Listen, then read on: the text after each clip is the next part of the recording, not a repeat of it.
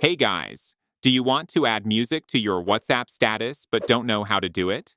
In this video, I'll show you an easy way to add music to the photos or videos you upload as a WhatsApp status. First, open the Instagram app. Since WhatsApp doesn't allow you to add music directly to your status, we'll use a simple trick with the help of Instagram.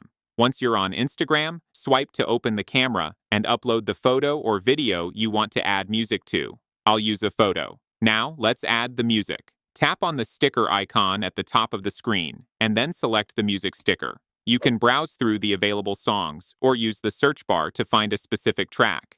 It's really simple to add the song you like. After adding the music, we need to save the video to our gallery. Tap the three dots in the top right corner, then select Save. Wait a few seconds for Instagram to save the video to your phone. Open WhatsApp. Go to the Status tab and upload the video you just created on Instagram. Now, everyone who views your status will be able to hear the song or music you added. Thanks for watching, and don't forget to like and subscribe for more tips.